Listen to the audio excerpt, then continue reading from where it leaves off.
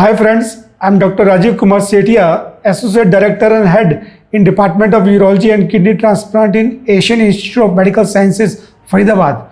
तो हमारे YouTube channel healthy talk with Shafiq Khan पे आज हम डिस्कस करेंगे urinary tract infection. Urinary tract infection क्या है? यूरिनरी ट्रैक्ट इन्फेक्शन का मतलब है infection anywhere in urinary tract starting from kidney to the outlet. चाहे वो इन्फेक्शन किडनी में है, ब्लैडर में है, प्रोस्टेट में है या यूरिनरी ट्रैक्ट में है, जब भी किसी भी जगह ये यूरिनरी ट्रैक्ट में इन्फेक्शन है तो इसको यूटीआई हम कहते हैं। तो ये यूरिनरी ट्रैक्ट इन्फेक्शन कैसे प्रेजेंट करता है? जब भी किसी को यूटीआई होता है तो ज़्यादातर पेशेंट्स में बार बार पेशाब करना, पेशाब करने में दर्द होना, दिन में भी बार बार पेशाब करना, रात में भी बार बार पेशाब करने के लिए उठना पड़ता है। और इन्फेक्शन अगर ज़्यादा होता है तो पेशाब में खून भी आता है, बुखार भी आ सकता है, फ्लैंक रीजन में पेन होना या लोअर एब्डोमिनल में ब्लैडर वाले एरिया में पेन होना, ये यूरिनरी ट्रैक्ट इन्फेक्शन के कॉमन सिम्टम्स हैं। अब अगर हम बात करें कि ये यूरिनरी ट्रैक्ट इन्फेक्शन होता क्यों है, तो इनमें जो कॉमन वजह है यूरिनरी ट्रैक्ट इन्फेक्शन की वो है इनएडिक्वेट हाइजीन। इनएडिक्वेट हाइजीन इन जेनिटल एरिया, वहाँ पे जेनिटल एरिया में सफाई ना रखना, या किसी को डायबिटीज़ है और अनकंट्रोल्ड डायबिटीज़ है, उसकी वजह से जेनिटल एरिया में अगर क्लीनिंगनेस एडिक्वेट नहीं है तो बैक्टीरिया मल्टीप्लाई करते हैं और इजीली ब्लैडर एरिया में असेंड कर जाते हैं। इसके अलावा पब्लिक टॉयलेट यूज़ करने से भी होता है, पानी कम पीने से भी होता है, अगर किसी को किडनी में स्टोन है उसकी वजह से भी बार बार यूटीआई हो सकते हैं। स्टोन अगर किडनी की नल की यूरेटर में फंसे हुए हैं तो उसकी वजह से किडनी में सूजन आती है, किडनी में पेशाब रुका रहता है और उसकी वजह से भी यूटीआई हो सकता है।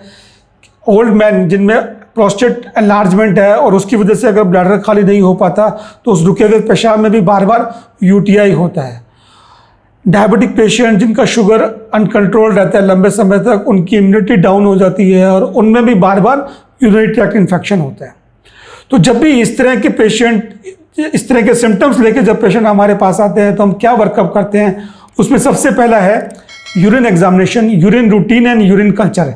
इससे हमें मालूम पड़ता है कि कौन सा बैक्टीरिया है जिससे इन्फेक्शन हुआ है और उसमें कौन सी एंटीबायोटिक कारगर रहेगी या काम करेगी।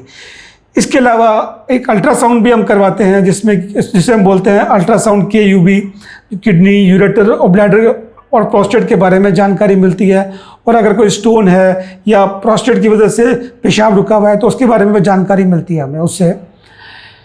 तो ये, इसके अलावा ब्लड शुगर का भी एक टेस्ट करके देखते हैं कि कहीं अनकंट्रोल्ड ब्लड शुगर तो नहीं है, उसकी वजह से तो बार बार यूरिनरी ट्रैक्ट इन्फेक्शन तो नहीं हो रहा।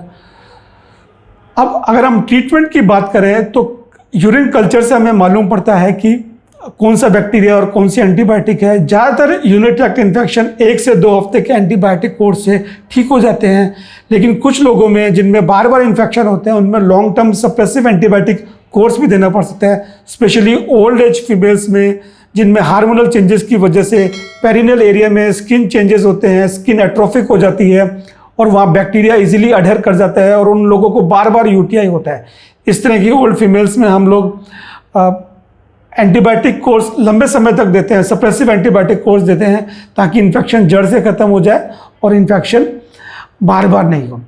इसके अलावा अगर किडनी में स्टोन है या किडनी की नलकी में स्टोन फंसा हुआ है या यूरिनरी ट्रैक्ट में कहीं स्टोन फंसा हुआ है, उसकी वजह से बार बार इन्फेक्शन हो रहा है तो उस स्टोन को भी निकलवा देना चाहिए। कई बार नॉन फंक्शनिंग किडनी या पुअरली फंक्शनिंग किडनी की वजह से भी बार बार यूरिनरी ट्रैक्ट इन्फेक्शन होता है। उस केस में हम एक TTP स्कैन करवा के देखते हैं, अगर किडनी में जान ऑलमोस्ट नहीं के बराबर है तो वैसी किडनी को निकाल देना चाहिए, नहीं तो उसकी वजह से भी बार बार इन्फेक्शन होता है। और अगर इन्फेक्शन प्रोस्टेट एनलार्जमेंट की वजह से हो रहा है तो प्रोस्टेट का ट्रीटमेंट या वो मेडिसिन से या चाहे सर्जरी से वो करवा के उसे निजात पानी है, नहीं तो बार बार प्रोस्टेट एनलार्जमेंट की वजह से भी इन्फेक्शन होता रहेगा। अब अगर मैं बात करूं प्रिवेंशन की कि कैसे हम यूरिनरी ट्रैक्ट इन्फेक्शन को अवॉइड कर सकते हैं, तो प्रिवेंशन में सबसे इंपॉर्टेंट है adequate hygiene around the genital area. Genital area में एडिक्वेट हाइजीन रखनी है। ये बात स्पेशली डायबिटिक पेशेंट को अच्छे से ध्यान में रखनी, क्योंकि उस एरिया में रिकरेंट इन्फेक्शन डायबिटिक पेशेंट्स में बहुत ज़्यादा कॉमन है, स्पेशली उनमें जिनमें डायबिटीज़ अनकंट्रोल्ड रहती है। सेकेंड है एडिक्वेट हाइड्रेशन, लिक्विड मात्रा में पानी लेना है, लिक्विड लेना है एनफ एडिक्वेट क्वांटिटी में, ताकि बैक्टीरिया इजीली फ्लश आउट हो जाए। जहाँ तक हो सके पब्लिक टॉयलेट अवॉइड ना करें, अवॉइड करें तो we have to make sure कि वो क्लीन है, एडिक्वेटली पानी उस पर स्प्रे करके फिर उसको हम यूज़ करें। जिन फीमेल्स में लंबे समय तक या बार बार यूटीआई होते हैं उनमें हम एडवाइस करते हैं कि क्रैनबेरी का जूस या क्रैनबेरी की टैबलेट लें। उसके लेने से भी बार बार यूरिनरी ट्रैक्ट इन्फेक्शन के चांसेस बहुत कम हो जाते हैं। इसके अलावा इंटरकोर्स, सेक्सुअल इंटरकोर्स से पहले और बाद में ब्लैडर को एम्प्टी करना चाहिए, उससे भी रिकरेंट यूटीआई के एपिसोड काफ़ी हद तक कम हो जाते हैं।